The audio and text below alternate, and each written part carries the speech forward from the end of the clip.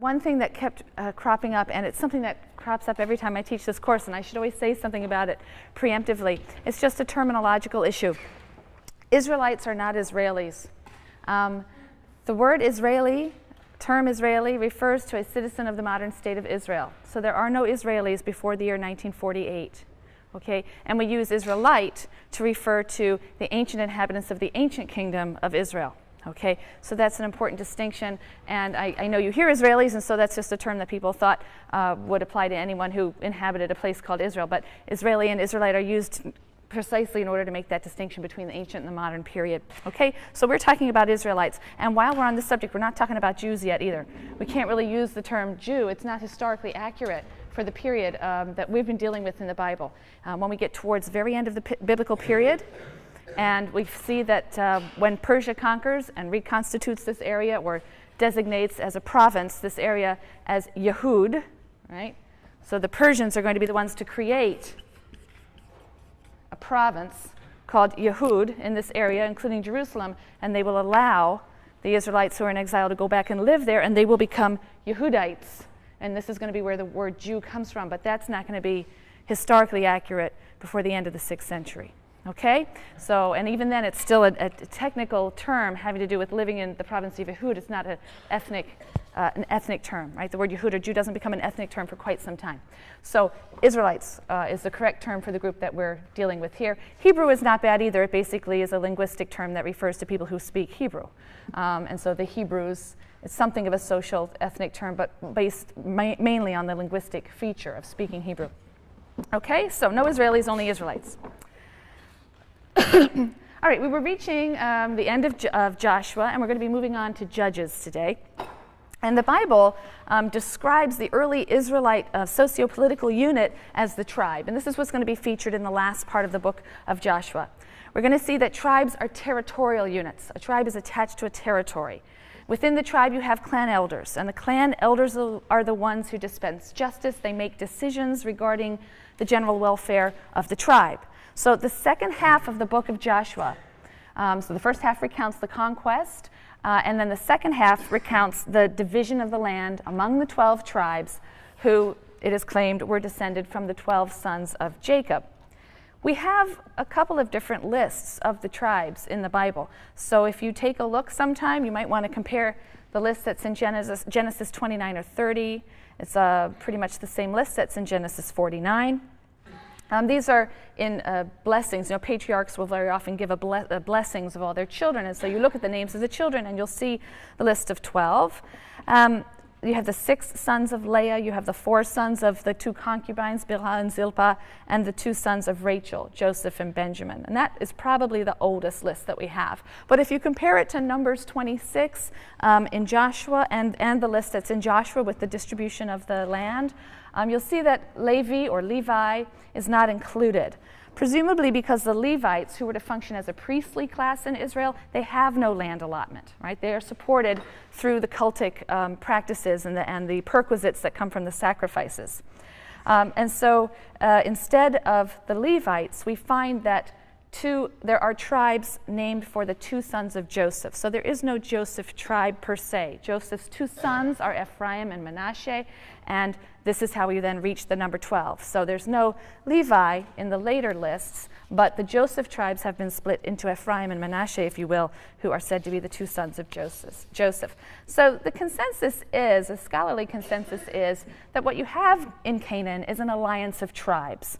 Perhaps not precisely 12. You know, at different times there might have been a different number and different groups that came together at different times, but you have these tribes who are worshiping Yahweh, perhaps not exclusively as we've seen, and they have some loose obligations of mutual defense in these different alliances.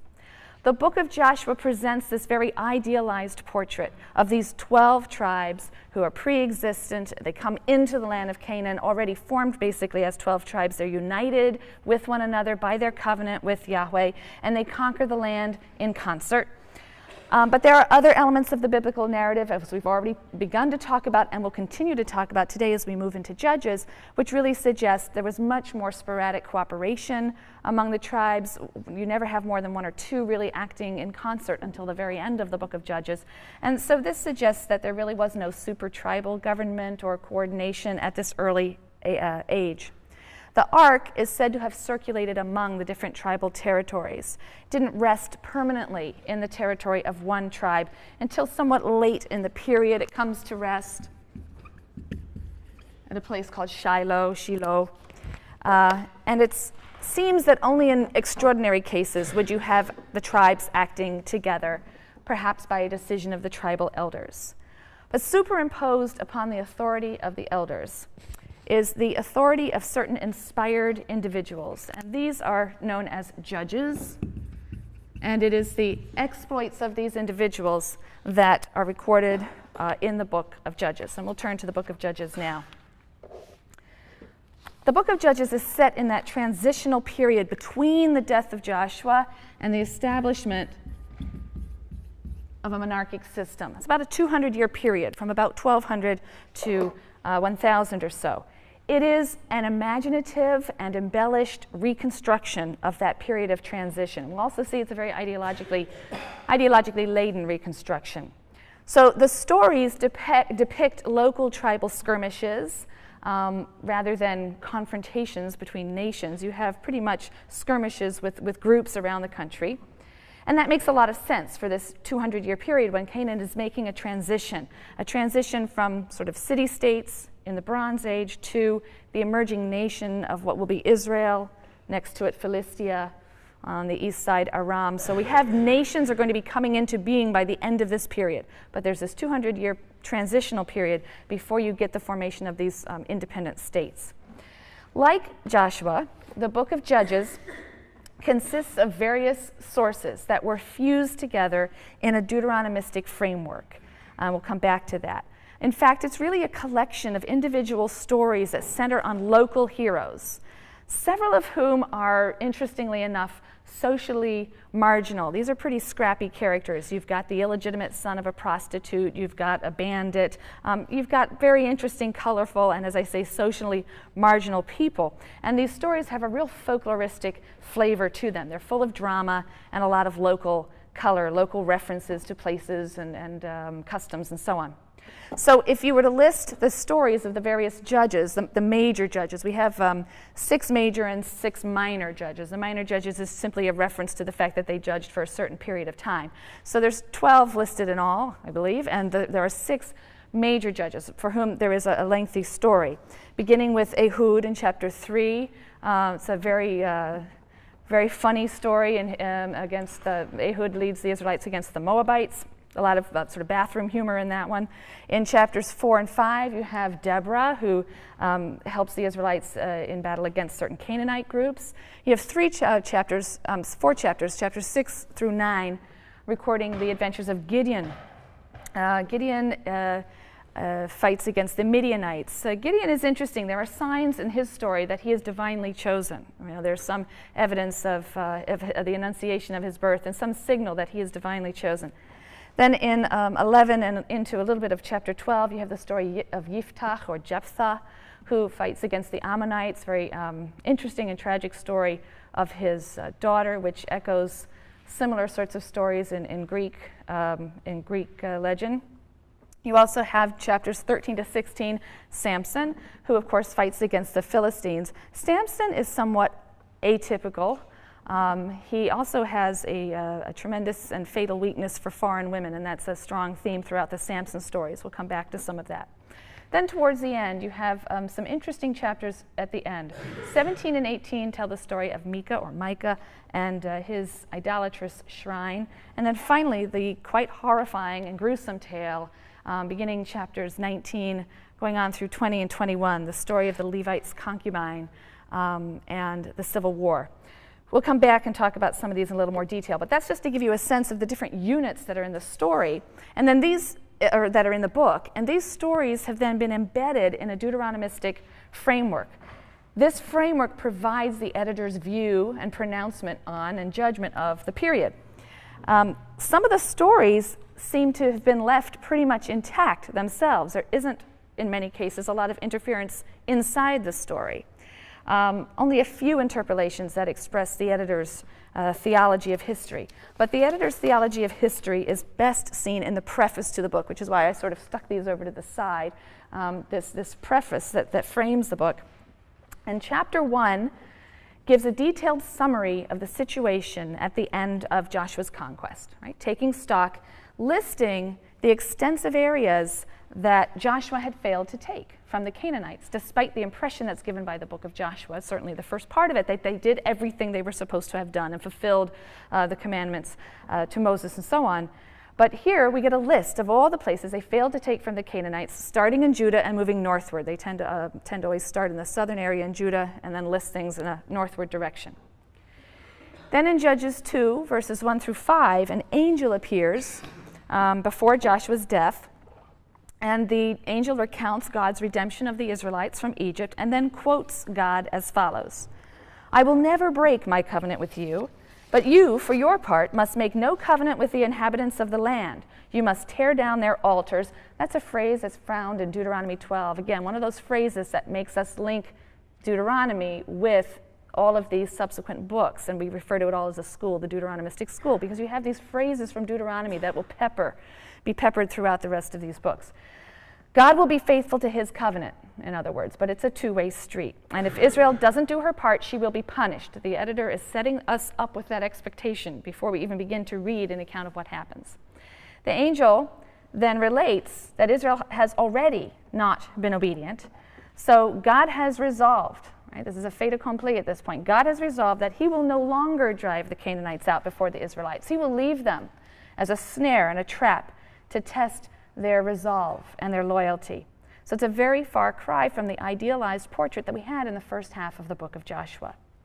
So that opening announcement, listing all of the ways in which they have failed to take the land, and the visit by the angel who tells them you've already failed in so many ways, and so God's not even going to help you to rout the Canaanites any longer, that's followed then in a section from chapter 2, verse 11, through chapter 3, verse 6, and this is a kind of prospective summary, right? A summary before the fact of the nation's troubles.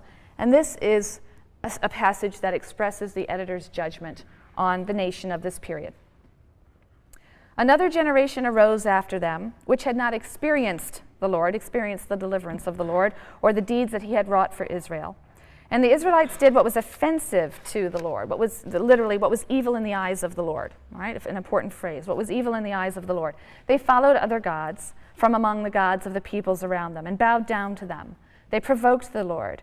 Then the Lord was incensed at Israel, and he handed them over to foes who plundered them, as the Lord had declared and as the Lord had sworn to them, and they were in great distress. And then the Lord raised up leaders who delivered them from those who plundered them. But they did not heed their leaders either. They went astray after other gods and bowed down to them. I'm sort of skipping, right? I'm condensing all of this. When the Lord raised up leaders for them, the Lord would be with the leader and would save them from their enemies during the leader's lifetime, for the Lord would be moved to pity by their moanings because of those who oppressed and crushed them. But when the leader died, they would again act basely, even more than the preceding generation, following other gods, worshiping them and bowing down to them. They omitted none of their practices and stubborn ways." So in short, it's the view of the Deuteronomistic historian, expressed here in Judges, that Israel's crises are caused by her infidelity to Yahweh through the worship of Canaanite gods.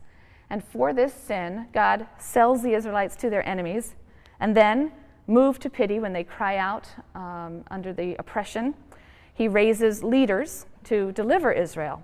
And this pattern of sin, punishment, repentance, and deliverance through leaders is the recurring pattern throughout the book, and it punctuates the transition from each of these leaders that God will raise up, right? So it's this recurring pattern.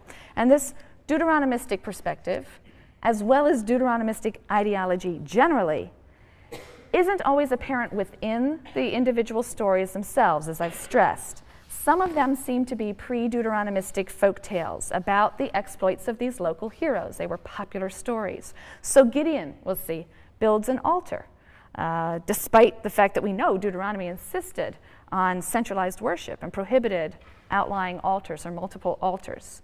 He is also known, his other name, if you will, is Jerubbaal. Right? It's a name that's made with Baal, meaning Baal will strive or Baal will contend. So this is an alternate name for Gideon. He erects an idol.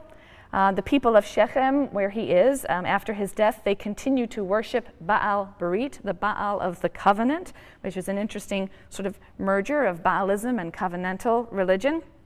All right, so you have a lot of these elements that presumably the Deuteronomist would disapprove.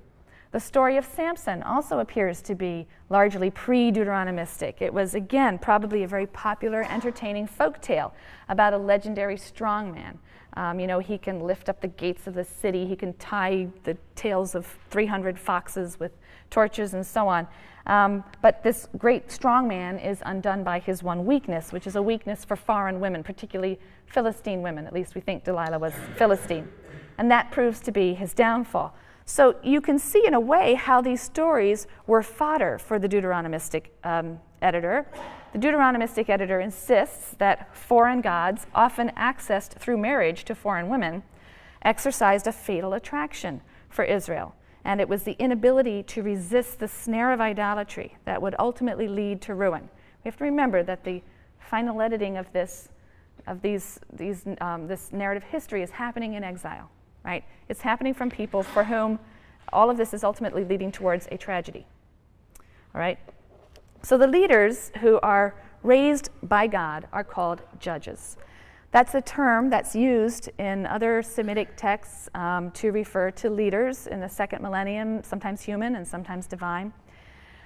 So the term is used here in the biblical text. It refers always to a human leader, and one who exercises many different powers or functions, not merely judicial. We think of the word judge really in a judicial context, but that wasn't the extent of the function of the judge. The Israelite judge was actually primarily a military leader, commissioned with a specific task, and only in times of national crisis. The judge had a charismatic quality, which in several cases is expressed by the phrase, "The Spirit of the Lord came upon him." God would raise up the judge to deliver the people from a specific crisis. The judge might muster troops from 2 tribes or 3 tribes, sometimes only a clan or 2, which suggests that there was no real national entity at this particular time. We never see more than 1 or 2 tribes acting together or some clans of a tribe. But the institution of judges never created fixed political forms. And each judge differed from the last in background, in class, and even gender. We do have one female judge, Deborah, who did exercise judicial functions, evidently, according to the text. The judges aren't chosen necessarily for their virtue. Many of them seem to fall into the literary type of the trickster, a bit like Jacob. Some of them, they're crafty, tricky types. Gideon is explicitly chosen for his weakness and not because of his strength. Turns out that he's quite a ruthless fighter, and he's clearly not a devout Yahwist. Jephthah is an outlaw. Samson is hardly a moral exemplar. So these are not meant to be idealized heroes, but popular heroes. And there's a very interesting tension in the book of Judges that will continue beyond into the book of Samuel as well, but a tension regarding kingship. The individual stories seem to suggest a very deep-seated distrust of kingship. So in Judges 8, the people ask one of the judges, Gideon at that time, to become king. And he responds this way, "I shall not rule over you, nor shall my sons rule over you. Yahweh shall rule over you." That's 8, verse 23. And indeed, the short reign of Gideon's ruthless son, Avimelech, which means my father is king, ironically, is a complete disaster.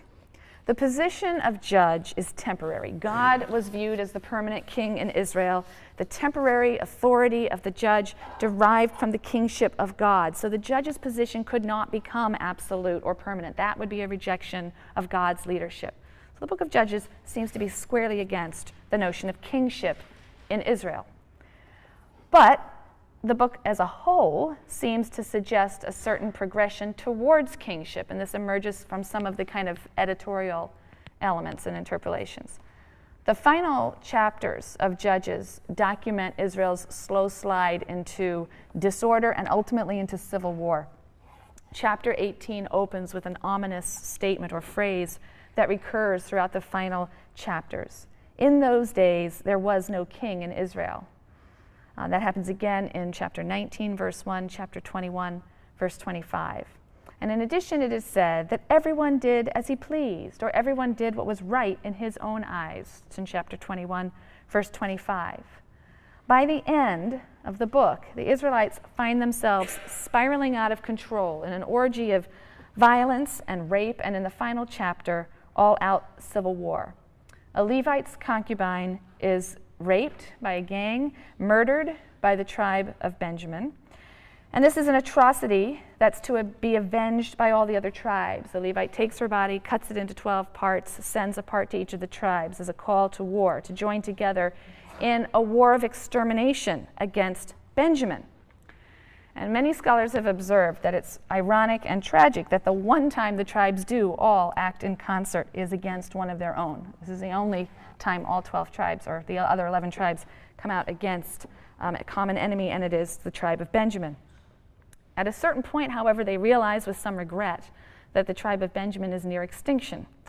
This is not a good thing. So the other tribes then arrange to kidnap women from Shiloh as mates, Shiloh, for the remaining Benjaminites. So as a final comment on this horrible symphony of barbarity, of rape, murder, civil war, kidnapping, forced marriage, the Deuteronomistic historian concludes the book of Judges with this refrain: in those days there was no king in Israel, and every man did as he pleased. Right? It's a wonderfully polysemic phrase: no king in Israel, no human king, perhaps also, given their behavior, no divine king. So again, I see that as sort of an ominous refrain throughout. There was no king in Israel, every man is doing as he pleases, and look at the situation we've reached by the end of the book of Judges. The Deuteronomist's explanation for the moral and social bankruptcy of Israel at the end of the period of the Judges and the dawn, or on the eve of the monarchy, is Israel's continued infidelity. And the prescription for this situation, at some level in the text, is a king. This sits uneasily with an anti-monarchic trend in some of these stories. But according to the Deuteronomistic historian, the institutional structure of a kingdom of God, right, a sort of a theocracy is how a later Jewish historian would describe this period, a kingdom in which God is the king, and the community is led by inspired judges in times of crisis. That structure, that institutional structure, failed to establish stability, a stable, continuous government. It failed to provide leadership against Israel's enemies within and without. You have Ammon and Moab to the east, you have the Philistines to the west, and they soon managed to subjugate the entire land. So the tribes seem to be conscious of the need for a centralized authority, a strong central authority, and the demand for a king arises. In their search for a new political order, the people turn to the prophet Samuel. Samuel is the last in a line of prophet judges, and they ask him to anoint a king for them. So we're moving now into the book of Samuel, and the book of Samuel deals with the transition from the period of the judges to the period of the monarchy. In the first book of Samuel, you have the opening chapters that record the birth and career of Israel's last judge, Samuel. So that's chapters 1 through 4. The next few chapters, through chapter 7, deal with the Philistine crisis. And at this time, the Ark of the Covenant itself is captured and taken into Philistine territory. Chapters 8 through 15 give us the story of Samuel and Saul, who will be Israel's first king. And then the last half of the book, 16 on to 31, are going to give us the story of Saul and David. So 1 Samuel opens with the story of Samuel's birth to Hannah and her dedication of her son to the service of God at Shiloh, at the sanctuary at Shiloh. So Shiloh appears to have been the most important shrine in the period before the monarchy. The prophet Jeremiah is going to refer to Shiloh as the place where God first made his name to dwell. You'll remember the Deuteronomist is always speaking about centralization around a place where God will cause his name to dwell. At first, that was Shiloh.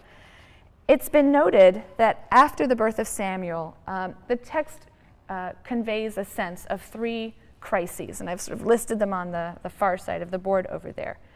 The first crisis is a religious crisis. The priest of the time, Eli, he's also described as a judge, but perhaps that's just to fit him literarily into the pattern of leadership that predominates in this section of the Bible. He's said to be aging, and his sons are quite corrupt. As a result, the text says the word of Yahweh is rare in those days. So there's a crisis in religious leadership. There's also a crisis in political leadership or political succession to some degree. Judges 2 tells us that Eli's two sons are clearly not worthy. They dishonor the sacrifices, and according to one reading, they lie with the women at the door of the shrine. God says he will cut off the power of Eli's house. His two sons will die in one day, and God will find and raise up a faithful priest. But in the meantime, no leader is apparent, so we have a crisis in succession, if you will. The third crisis is a military crisis. In Judges 4 through 7, the Israelites suffer a defeat at the hands of the Philistines. For Samuel. They suffer a defeat at the hands of the Philistines. The ark is captured. Eli's two sons are killed, and the news of all of this kills Eli as well. So when we first meet Samuel, we wonder, is he going to be the answer to all of these crises, these problems? Chapter 3 says that the word of God comes to Israel through Samuel. Right? In contrast to the statement that the word of God was rare in those days, we hear that the word of God is now coming to Israel through Samuel. It raises some hope. In chapter 7, Samuel exhorts the people to stop serving alien gods and Ashtaroth and to serve God, and only then will God deliver them. So the people do this, and Samuel leads them. He employs his military tactics mostly include prayer and confession and sacrifice, but he manages to lead them to victory over the Philistines. God thunders and the Philistines flee in fear. So Samuel seems to be combining in one person several functions. He is a priest, he's in the shrine, he offers sacrifices, he builds altars. He's also a seer and a prophet. He receives the word of the Lord, and like a prophet, he will be anointing kings. And he's also a judge in the sense that he leads Israel to military victory. But he also travels a circuit acting as a judge in a judicial sense. It says throughout Israel, but really most of the places we hear about are within the confines of Benjamin. So this story seems to mostly be focused in the southern region, in the tribe of Benjamin. But even he is unable to provide Israel with the kind of leadership that the text suggests is required. The Philistine threat is going to reemerge, and the crisis of succession will remain, obviously. And so the representatives of the 12 tribes come together to Samuel to ask for a king. Samuel is therefore a kind of a transition figure between Israel, the semi-democratic confederation, and Israel, the nation and monarchy. It's going to be a huge transformation, as we'll see, but he's going to be the one to bridge the gap to this new kind of leadership. Now, as in Judges, the historical account that we have in 1 Samuel contains many contradictions, many duplicates, so scholars take these as evidence of the existence of various conflicting sources and traditions that have been put together in a larger framework. So, for example, we have 3 different accounts of the choice of Saul as king. We have 2 accounts of his being rejected ultimately by God. We have different accounts of how David came to know Saul and how David entered Saul's service. We have more than one account of David's escape into Philistine territory, of his sparing Saul's life. That happens twice. Twice he has the opportunity to kill him, twice he spares his life, and so on. Goliath is killed twice. Only one of those occasions is by David. The other occasion he's killed by some other hero. So most important for us, however, is the existence of sources that hold opposing views of the institution of kingship. This makes for an interesting and complicated structure in the book. Some of the passages are clearly anti-monarchic and some are clearly pro-monarchic. And I've put them up here. The anti-monarchic passages, 1 Samuel 8, there's a passage in 10, there's a passage in 12. The pro-monarchic passages are sandwiched in between these, right, in 9 and 11. So you have this alternating sequence of anti-pro, anti-pro, anti. 1 Samuel 8 is a classic example of the anti-monarchic perspective. Samuel is initially opposed to the whole idea. He apparently resents the usurpation of his own power, until God says, "Heed the demand of the people in everything they say to you, for it is not you they have rejected, it is me they have rejected as their king. Heed their demand, but warn them solemnly, and tell them about the practices of any king who will rule over them." And so Samuel does that. He does that in verses 11 through 18. He warns of the tyranny of kings, the rapaciousness of kings, the service and the sacrifice they'll require of the people in order to support their luxurious court life and their large harem, their bureaucracy and their army. "The day will come," Samuel warns, "when you cry out because of the king whom you yourselves have chosen, and the Lord will not answer you on that day." All right, very anti-monarchic passage. The people won't listen to him, and they say quite significantly, "No, we must have a king over us, that we may be like all the other nations. Let our king rule over us and go out at our head and fight our battles." So this is an explicit and ominous rejection, not only of Yahweh, but of Israel's distinctiveness from other nations. And what, after all, does it mean to be a holy nation, but to be a nation separated out from, observing different rules from other nations? In Samuel 12, Samuel retires, and he says, as he does so, "See, it is the king who leads you now. I am old and gray." And he again outlines what is required of a good king, and then again chastises the people for even having asked for a king, warning that really God must be served wholeheartedly. A king should not interpose himself. Some have argued that the editors who compiled the text preserved the pro-monarchic perspective of their sources, but they chose to frame the pro-monarchic passages with their own anti-monarchic passages, with the result that the anti-monarchic passages really provide a stronger interpretive framework and are dominant. And the implication is that despite positive contemporary evaluations of Israel's kings from the perspective of a later period, from the perspective of the editors and perhaps those sitting in exile, the institution of kingship was a disaster for Israel. And that negative assessment is introduced by the Deuteronomistic redactor into his account of the origin of the institution, that God himself warned at the time that this transition was being made and this request was being made. God himself warned that this had the potential to be quite disastrous. Others feel that the pro-monarchic and anti-monarchic views were contemporaneous and both ancient, and we see that simply reflected in these dueling sources. So whether one view is older and one more recent, whether both are ancient views or both are recent or later views, the end result is a very complex narrative. As you read it, you feel thrown back and forth between these positive and negative assessments of kingship. And we feel these and see these very different views of monarchy in ancient Israel. So these views really defy categorization in the end. They're one of the things that give the book such complexity and sophistication. Not only is there ambivalence, however, about the institution of kingship or monarchy, there's also a great deal of ambivalence about the first inhabitant of the office, the first king, King Saul himself. Judges has 3 different accounts of Saul's appointment as king. In chapter 9, 1 Samuel 9, it's a private affair. It's just between Saul and the prophet Samuel. Samuel anoints Saul as king with oil in a kind of a private encounter. The anointing of kings is also found among other ancient Near Eastern groups, the Hittites, for example. In Israel, it seems to be a rite of dedication or consecration, making sacred to God. Consecration, making sacred. And it's done not just for kings, it's also done for high priests. They are also anointed with sacred oil. Then in 1 Samuel 10, you have Saul's appointment represented as being affected by lottery. It's a lottery that's presided over by Samuel, but there is a lottery system, and the lot falls to Samuel to be appointed king.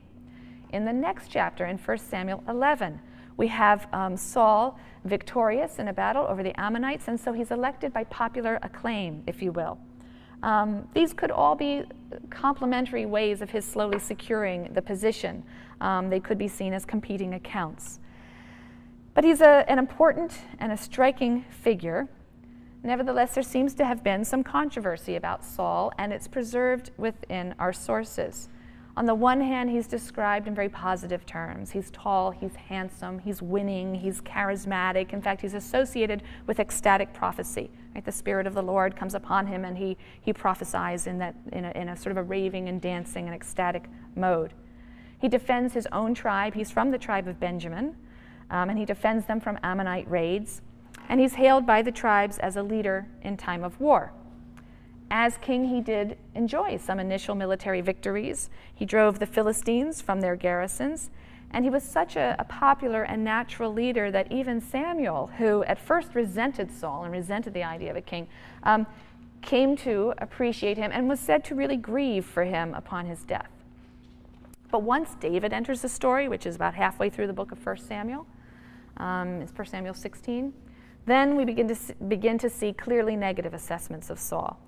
Perhaps because the sources about David stem from circles that were loyal to the house of David, and David is going to succeed Saul, obviously, as the second king of Israel. Perhaps the negative assessment is because of Saul's ultimate failure and suicide, and that had to be accounted for by identifying some fatal flaw in him. So now his ecstatic prophecies are presented as irrational fits of mad behavior.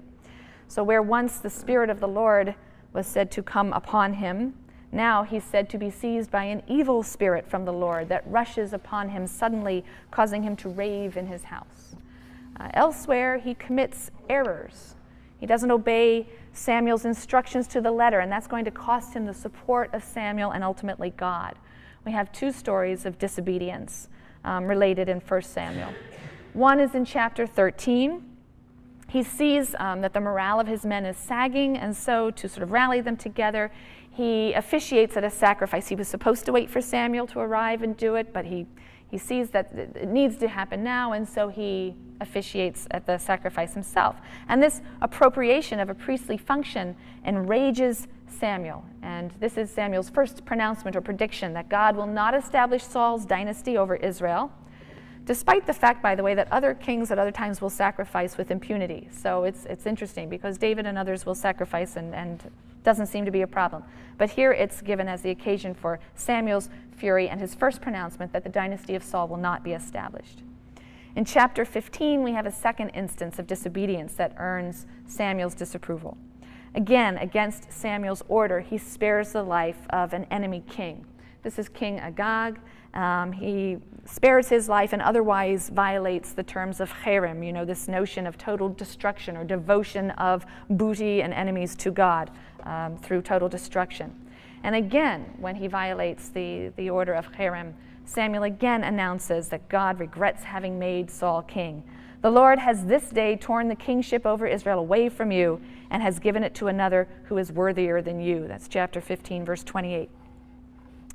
In any event, with his support eroding, Saul seems to sink into a deep depression and paranoia. And toward the end of his life, he's depicted as being completely obsessed with David and the threat that David poses to Saul himself, but also his dynasty.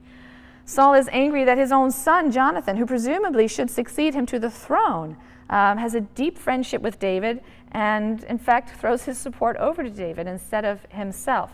In several jealous rages, Saul attempts to kill David or to have him and his supporters killed.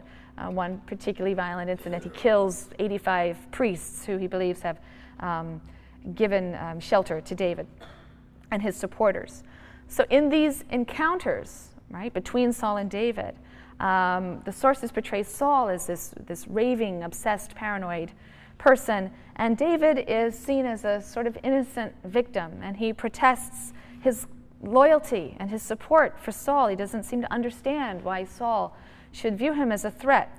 And twice he passes up the opportunity to do away with Saul himself. He says, "I will not raise my hand against the Lord's anointed." So the portrayal of Saul as a raving and paranoid man who's obsessed with David probably reflects the views of later writers who were apologists for the house of David. Positive views of Saul's character weren't entirely extinguished by the biblical writer. David's own lament when he hears of Saul's death by suicide and Jonathan's death also may reflect Saul's tremendous popularity. David orders the Judahites to sing what's called the Song of the Bow in praise of Saul. Your glory, O Israel, lies slain on your heights.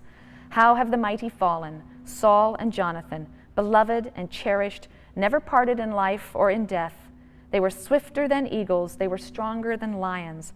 Daughters of Israel, weep over Saul, who clothed you in crimson and finery, who decked your robes with jewels of gold. How have the mighty fallen in the thick of battle? Jonathan, slain on your heights. I grieve for you, my brother Jonathan. You were most dear to me. Your love was wonderful to me more than the love of women. How have the mighty fallen? The weapons of war perished. Of course, representing David as bewailing Saul and Jonathan in these terms would have served an apologetic function as well. David is cleared of any part in or even desire for the death of Saul. So halfway through the book of Samuel then is the first part of the story of David and his encounters with Saul, running through to the end of 1 Samuel and the first few chapters of 2 Samuel, about 2 Samuel 5. And this whole section, this first part of the story of David, has the feel of a historical novel or narrative. There's lots of direct speech and lots of dialogue, so it has the feel of fiction, of a novel. Given that the ruling family in Judah was referred to as the House of David for several centuries, and given a wonderful archaeological find dating from the 9th century, it's a Syrian inscription that refers to the House of David, dating to the 9th century. So given some of those two pieces of evidence, I think most scholars would see David as a real person.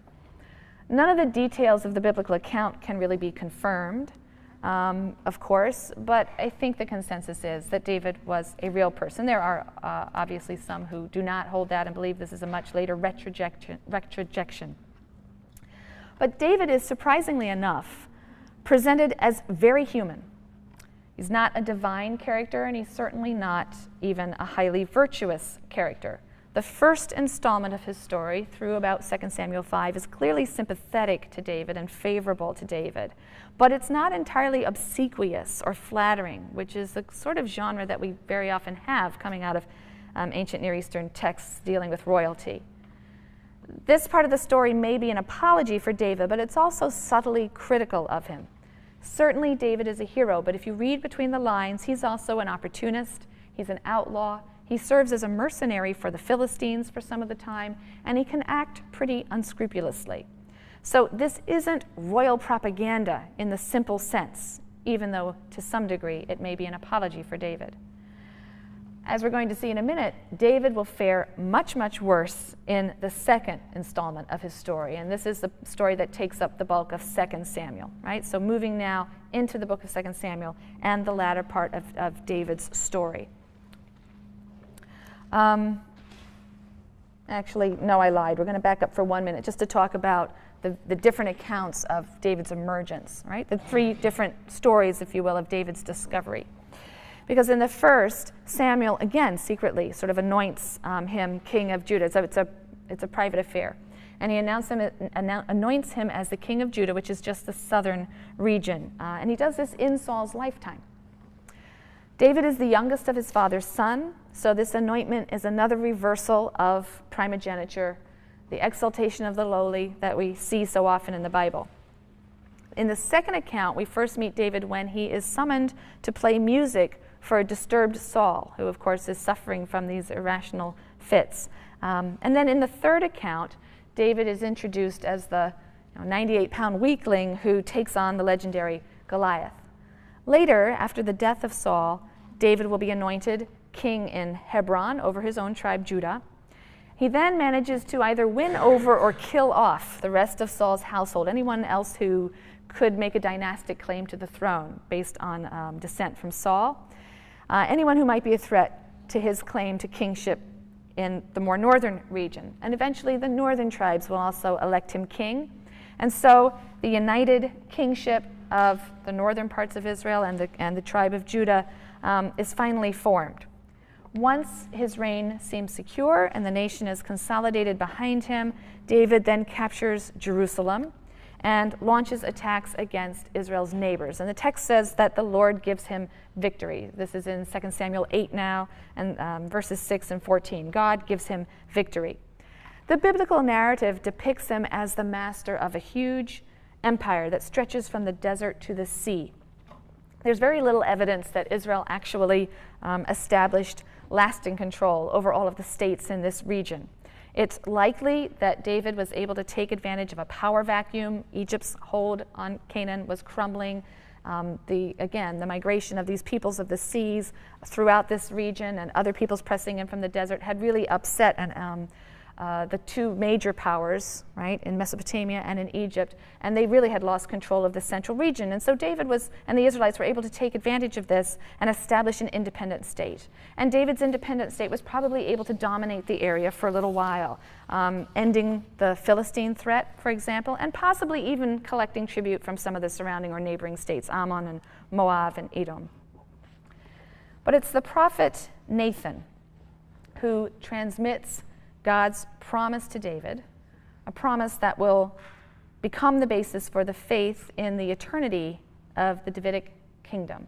And that happens in 2 Samuel chapter 7, verses 8 to 17. Very important passage and very important in the construction of what we'll see is a royal ideology. A royal ideology that comes to contest some of the basic ideology of the nation. Thus says the Lord of hosts. This is Nathan speaking now, quoting God. Thus says the Lord of hosts, I took you from the pasture, from following the sheep, that you should be prince over my people Israel, and I have been with you wherever you went, and have cut off all your enemies from before you. And I will make for you a great name, like the name of the great ones of the earth. And I will appoint a place for my people Israel, and will plant them, that they may dwell in their own place, and be disturbed no more. And violent men shall afflict them no more, as formerly from the time that I appointed judges over my people Israel. And I will give you rest from all your enemies. Moreover, the Lord declares to you that the Lord will make you a house, meaning your dynasty. When your days are fulfilled and you lie down with your fathers, I will raise up your offspring after you, who shall come forth from your body, and I will establish his kingdom. He shall build a house, meaning now a temple, for my name, and I will establish the throne of his kingdom forever. I will be his father, and he shall be my son.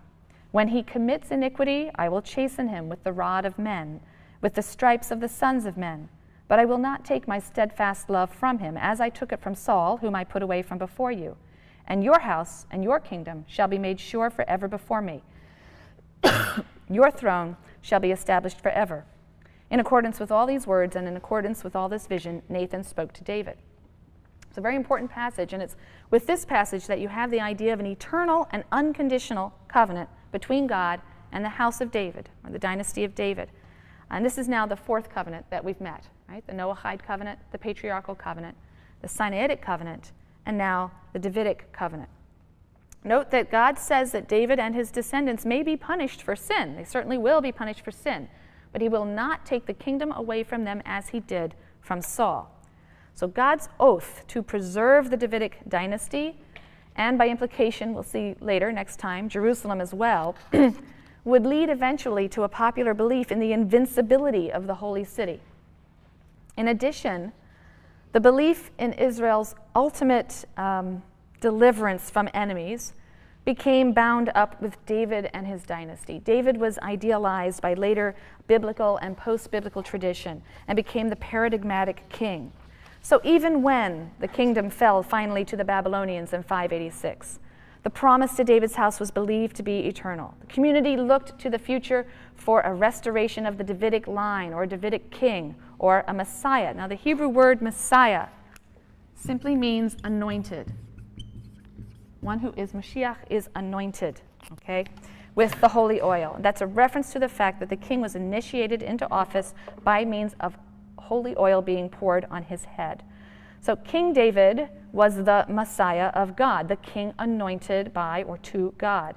And in the exile, Israelites would pray for another Messiah, meaning another king from the house of David, appointed and anointed by God to rescue them from enemies and reestablish them as a nation at peace in their land, as David had done. So the Jewish hope for a Messiah, speaking now in the post-biblical, so that where it's correct to say Jewish, the Jewish hope for a Messiah was thus always political and national. It involved the restoration of the nation in its land under a Davidic king. We're going to talk next time about the royal ideology that begins to emerge and challenge the older Sinaitic and covenantal ideology. But that's too much to get into now. So we'll deal with that on Wednesday and then move on through the rest of the Deuteronomistic history. To Judges, which really suggests there was much more sporadic cooperation among the tribes. You never have more than one or two really acting in concert until the very end of the book of Judges. And so this suggests that there really was no super tribal government or coordination at this early age. The ark is said to have circulated among the different tribal territories. It didn't rest permanently in the territory of one tribe until somewhat late in the period. It comes to rest at a place called Shiloh. And it seems that only in extraordinary cases would you have the tribes acting together, perhaps by a decision of the tribal elders. But superimposed upon the authority of the elders is the authority of certain inspired individuals. And these are known as judges. And it is the exploits of these individuals that are recorded in the book of Judges. And we'll turn to the book of Judges now. The book of Judges is set in that transitional period between the death of Joshua and the establishment of a monarchic system. It's about a 200-year period, from about 1200 to 1000 or so. It is an imaginative and embellished reconstruction of that period of transition. We'll also see it's a very ideologically laden reconstruction. So the stories depict local tribal skirmishes, rather than confrontations between nations. You have pretty much skirmishes with one thing that kept cropping up, and it's something that crops up every time I teach this course, and I should always say something about it preemptively. It's just a terminological issue. Israelites are not Israelis. The word Israeli, term Israeli, refers to a citizen of the modern state of Israel. So there are no Israelis before the year 1948. Okay, and we use Israelite to refer to the ancient inhabitants of the ancient kingdom of Israel. Okay, so that's an important distinction, and I know you hear Israelis, and so that's just a term that people thought would apply to anyone who inhabited a place called Israel, but Israeli and Israelite are used precisely in order to make that distinction between the ancient and the modern period. Okay, so we're talking about Israelites, and while we're on this subject, we're not talking about Jews yet either. We can't really use the term Jew. It's not historically accurate for the period that we've been dealing with in the Bible. When we get towards the very end of the biblical period, and we see that when Persia conquers and reconstitutes this area, or designates as a province this area as Yehud, right? So the Persians are going to be the ones to create a province called Yehud in this area, including Jerusalem, and they will allow the Israelites who are in exile to go back and live there, and they will become Yehudites. And this is going to be where the word Jew comes from, but that's not going to be historically accurate before the end of the 6th century. Okay? So, and even then, it's still a technical term having to do with living in the province of Yehud. It's not an ethnic term, right? The word Yehud or Jew doesn't become an ethnic term for quite some time. So, Israelites is the. But if you compare it to Numbers 26 in Joshua and the list that's in Joshua with the distribution of the land, you'll see that Levi or Levi is not included. Presumably because the Levites, who were to function as a priestly class in Israel, they have no land allotment, right? They are supported through the cultic practices and the perquisites that come from the sacrifices. And so instead of the Levites, we find that there are tribes named for the two sons of Joseph. So there is no Joseph tribe per se. Joseph's two sons are Ephraim and Manasseh, and this is how we then reach the number 12. So there's no Levi in the later lists, but the Joseph tribes have been split into Ephraim and Manasseh, if you will, who are said to be the two sons of Joseph. So the consensus is, a scholarly consensus is, that what you have in Canaan is an alliance of tribes. Perhaps not precisely 12. You know, at different times there might have been a different number and different groups that came together at different times, but you have these tribes who are worshiping Yahweh, perhaps not exclusively as we've seen, and they have some loose obligations of mutual defense in these different alliances. The book of Joshua presents this very idealized portrait of these 12 tribes who are pre-existent. They come into the land of Canaan already formed basically as 12 tribes. They're united with one another by their covenant with Yahweh, and they conquer the land in concert. But there are other elements of the biblical narrative, as we've already begun to talk about and will continue to talk about today as we move into the correct term for the group that we're dealing with here. Hebrew is not bad either. It basically is a linguistic term that refers to people who speak Hebrew. And so the Hebrews is something of a social ethnic term, but based mainly on the linguistic feature of speaking Hebrew. Okay, so no Israelis, only Israelites. All right, we were reaching the end of Joshua, and we're going to be moving on to Judges today.